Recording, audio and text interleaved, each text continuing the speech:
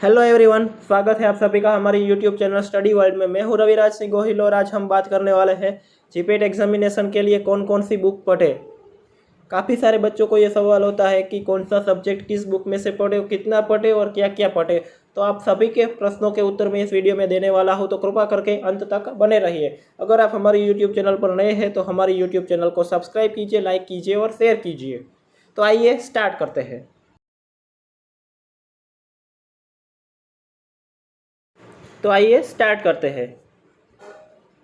पहला सब्जेक्ट है pharmacology. Pharmacology में आपको 4 बुक प्रिपेयर करनी है। फर्स्ट बुक है pharmacology and pharmacotherapeutics by Satoskar and Bhandarkar. उसके बाद Rang and Dale pharmacology, essential of medical pharmacology by K D Tripathi is most important. GPAT 2021 में और अब तक की जो भी जीपेट हुई है उसमें लगातार यही चांस होता है कि इस 4 बुक के बाहर का कुछ नहीं होता। फार्माकोलॉजी सेक्शन की मैं बात कर रहा हूँ, तो 4 बुक आपको करने ही करने। उसके बाद इलुस्ट्रेटेड फार्माकोलॉजी बाय लिपिनकॉट।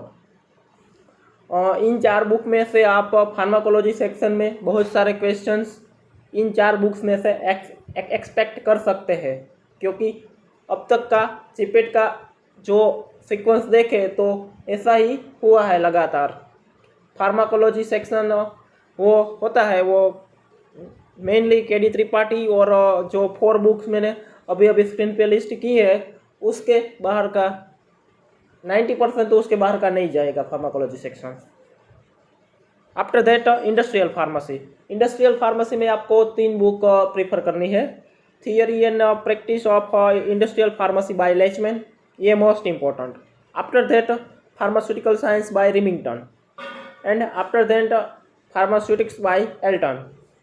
ये 3 बुक आपको करने ही करने हैं इंडस्ट्रियल फार्मेसी में, और इंडस्ट्रियल फार्मेसी का वेटेज भी बहुत होता है। आफ्टर दैट इफ वी अब हम फार्माकोलॉजी और फार्मास्यूटिकल केमिस्ट्री के बाद जो मेन इंपॉर्टेंट सब्जेक्ट होता है वो इंडस्ट्रियल फार्मेसी होता है, क्योंकि उसमें से बहुत सारे क्वेश्चन आने के चांस होते हैं। After that medicinal chemistry. Medicinal chemistry होता है ना, वो फार्मास्यूटिकल केमिस्ट्री नाम का सेक्शन जीपेट एग्जामिनेशन में होता है, उसका मेन कॉन्स्टिट्यूट होता है। मेडिसिनल केमिस्ट्री में से जनरली 6 to 7 क्वेश्चन आप एक्सपेक्ट कर सकते हैं फाइनल एग्जामिनेशन मीन्स कि जीपेट एग्जामिनेशन में। तो उसके लिए इंपॉर्टेंट बुक्स क्या होगी? Medicinal chemistry by Foye, after that medicinal chemistry by Wilson and Gisvold, medicinal chemistry by Kadam and Bothara, medicinal chemistry by Alagarsamy. ये 4 बुक तो आपको देखने ही देखने हैं। After that pharmacognosy. GPAT examination का जो 4th मेन सेक्शन होता है ना, वो फार्माकोग्नोसी होता है। फार्माकोग्नोसी में से 10 to 12 क्वेश्चन आने के chances each and every year होते हैं। तो उसमें आपको क्या करना है? फार्माकोग्नोसी बाय फीके कोकाटे पढ़ना है, फार्माकोग्नोसी बाय ट्रेजिन इवांस पढ़ना है, फार्माकोग्नोसी बाय बीरेन शाह। ये 3 आपको रेफरेंस बुक पढ़नी ही पढ़नी है।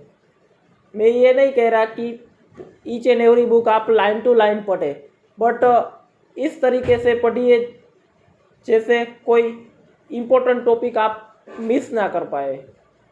मैं आपको ये नहीं बोल रहा हूँ कि सेंटेंस टू सेंटेंस पढ़ो। It is not possible to read sentence to sentence in short period. If you have short time then read just most basic concept of the pharmacognosy. Next, pharmaceutical engineering. Yes, each and every year 3 to 4 questions can be asked in section of pharmaceutical engineering. तो उसके लिए आपको text book of pharmaceutical engineering by CVS Subramaniam करना है और text book of pharmaceutical engineering by RM Mehta करना है। Organic chemistry. Medicinal chemistry के बाद जो इम्पोर्टेंट होता है वो होता है organic chemistry. Organic chemistry is your basic chemistry, means वो आपका बेसिक केमिस्ट्री होता है। वो आपको organic chemistry text book by Morrison and Boyd में से रीड करना है, और उसके बाद आप organic chemistry by OP Agarwal में से भी रीड कर सकते हैं। ऑर्गेनिक केमिस्ट्री में जनरली क्या पूछा जाता है?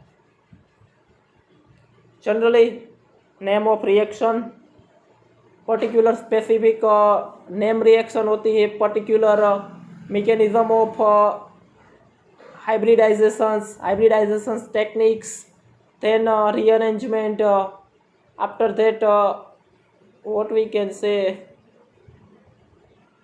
hybridization techniques, then SN1 SN2 all reaction, electrophilic substitution, electrophilic addition reaction, nucleophilic substitution, nucleophilic addition reaction, ये सभी आपको पढ़ना है। जीपेट में आने के बहुत चांसेस होते हैं। After that microbiology, you can expect 2 to 3 question from microbiology. Microbiology में आपको text book of pharmaceutical microbiology by Ashutosh Kar पढ़ना है, और उसमें आपको क्या पढ़ना है, general basic concept of microbiology, just history, microbiology की हिस्ट्री आपको पढ़ना है, स्टेरिलाइजेशन करना है, बैक्टीरियल क्लासिफिकेशन पढ़ना है, डिसइंफेक्टेंट पढ़ना है आपको। माइक्रोबायोलॉजी में जो एपा फिल्टर होता है, उसके बाद ऑटोक्लेव होता है, असेप्टिक चेम्बर होता है, वाटर ओवन होता है, वो सभी इंस्ट्रूमेंट के बारे में भी आपको पढ़ना है। कहीं ना कहीं उसके प्रिंसिपल में से भी कुछ पूछा जाता है। उसके बाद आपको बायोकेमिस्ट्री, बायोकेमिस्ट्री में आपको क्या पढ़ना है, बायोकेमिस्ट्री में आपको text book of biochemistry by Satyanarayana पढ़ना है। उसमें जनरली आप क्या पढ़ना चाहते हो, बायोकेमिस्ट्री में general basic concept of biochemistry, just enzymes, Michaelis maintenance equation, enzyme kinetics, amino acids, proteins, lipids, beta oxidation of fatty acids, Krebs cycle, TCA cycle, glycolysis, HMP shunts, ये सभी आपको पढ़ना है। Then pharmaceutical analysis, pharmaceutical analysis में आपको instrumental method of analysis by BR Chatwal, उसके बाद text book of pharmaceutical analysis by Vogel, identification of organic compound by Silverstein, ये 3 बुक आपको पढ़नी है। अब फार्मास्यूटिकल एनालिसिस सेक्शन में से क्या पूछा जाएगा, ज़्यादातर अभी को स्पेक्ट्रोस्कोपी, क्रोमेटोग्राफी तो करना ही करना है, स्पेक्ट्रोस्कोपी, क्रोमेटोग्राफी ये आपको पढ़ना है। उसके बाद आपको टाइट्रेशंस पढ़ने हैं, जो PCI के अकॉर्डिंग सिलेबस सेमेस्टर 1 में दिया गया था, उसमें टाइट्रेशन आते हैं। Each and every titration you have to study and which indicator is used in particular titration, this is also have to read. Here I have given most popular books, that is enough for preparation of GPAT. GPAT companion by Najma Inamdar, GPAT cracker by Piyush, and GPAT guide by Pearson. That is very much important. If you have any question regarding it, you can put in comment box. Thank you very much. If you like this video, share to your colleagues and friends. Thank you very much.